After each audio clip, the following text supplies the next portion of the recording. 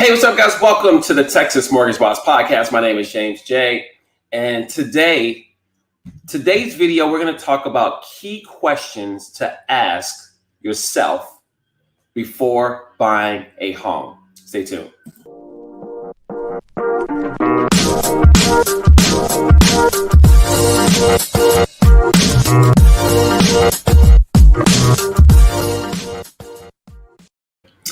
Welcome, guys. So today we are talking about things you should be asking yourself before you buy a home. Now, this is something that a lot of people don't even really talk about because a lot of people are just looking to buy homes because they think they should. And in most cases, they should. Not every case. Home buying is not right for every situation. I think at some point in everyone's life, there is a point where it makes sense to own. All right. Now people are on the move. They know they're going to be someplace for a short amount of time.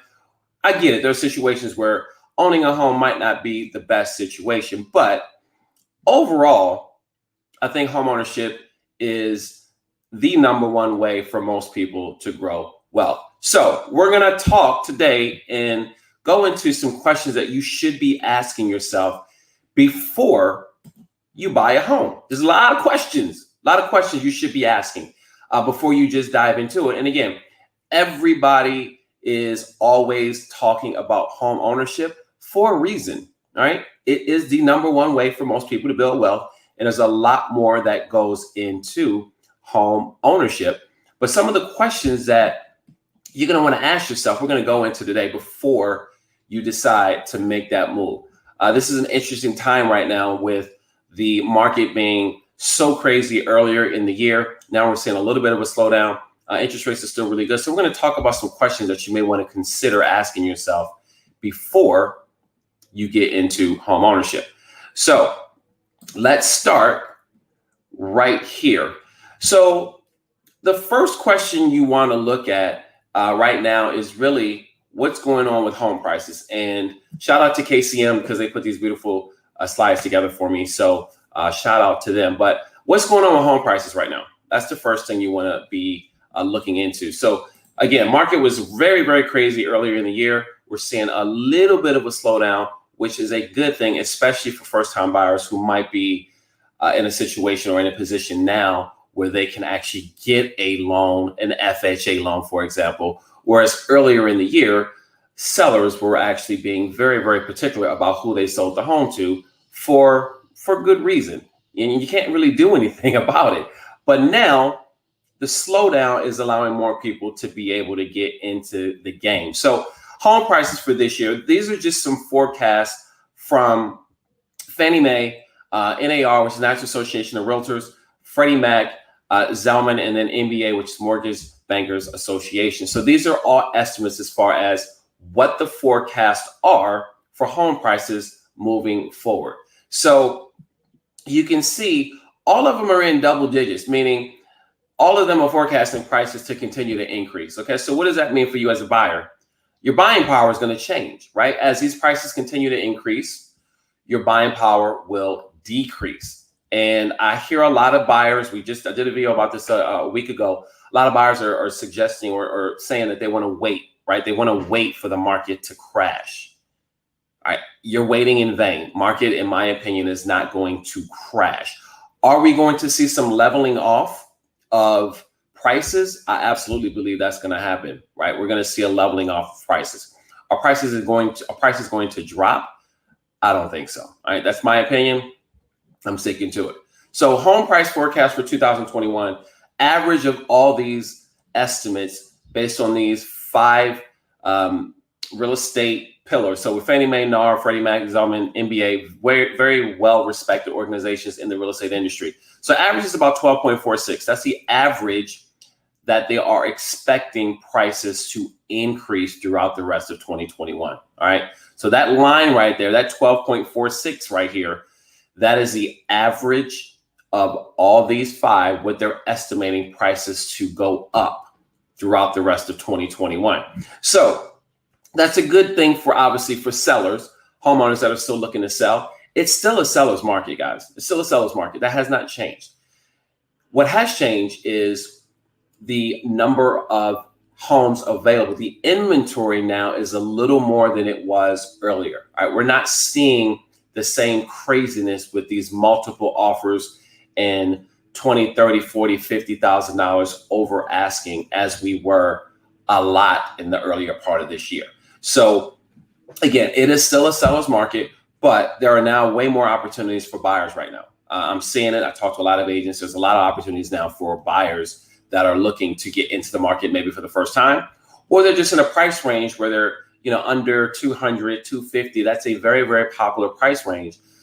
There's more opportunity for these buyers to be able to get a home, more so now now that we're in the third quarter, as opposed to the first and the second quarter of 2021. So next question we're going to look at. All right, today's low interest rates. All right, are they going to last? This is $1 million question. I have no idea. All right, but we can take a look at this because these are also estimates right now. These are estimates as to what's going to happen from the third quarter on through the fourth quarter of 2021.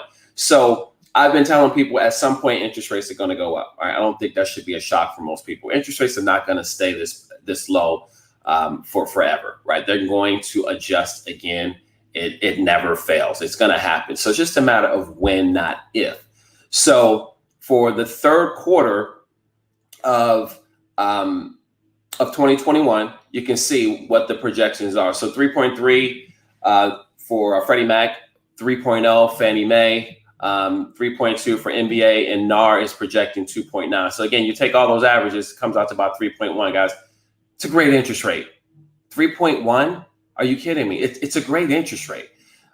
Look into the fourth quarter, you see it's going up just a little. So these are all estimates. These are people that do this for a living. They predict interest rates, and this is what they're projecting for the fourth quarter. So Freddie Mac is at 3.4, Fannie Mae 3.1, NBA 3.4, and then NAR, again, National Association of Realtors, is 3.3. So again, you take the average of those four, and the average interest rate projected for the fourth quarter is around 3.3. Again, great interest rate. So that is a good thing. Now, as we get into next year, which is not going to be too far, guys, we are not that far away from 2022. Interest rates are just going to continue to rise, but we're still in the threes, guys. Like, this is still a great opportunity for you as a buyer to get into home ownership. So as the rates start to rise, though, obviously your buying power is going to go down as well. So two things that affect your buying power: your interest rate, as it goes up, your buying power goes down. The sale prices of homes, as they go up, your buying power goes down. So is it a great time to take advantage of things right now? If you're in a position, absolutely it is. Is it still going to be a great time next year when we're in, 3.4 or maybe even 3.5? Absolutely. We're still in the low threes. That's a great interest rate. So let's get on to the next question. This is a really important one that I don't think a lot of people ask. All right. Why is home ownership important to you? Like, why do you even want to own a home? Is it just because everybody else is doing it? Could be. I don't know. Like, you got to ask your question, why do you really want to own a home? There's a survey that was done by the National Homeownership Association, and these are some of the reasons that most people are looking to own a home: stability, safety, sense of accomplishment, a milestone, personal pride. The National Housing and Financial Capability Survey. So this is from Neighbor Works America, who basically looks like they look at the emotional benefits of home ownership. And there are a lot of emotional benefits to owning a home, right? That sense of pride is real. There's something about having your own, that you can do whatever you want. You don't have any restrictions on what you can do with your piece of property, your land. It's something emotional about that. It's a really, really big deal when it comes to pride of ownership and just being able to go to work and go home to your own home. So this survey was done, and 89% of Americans believe owning a home provides a sense of safety and security, right?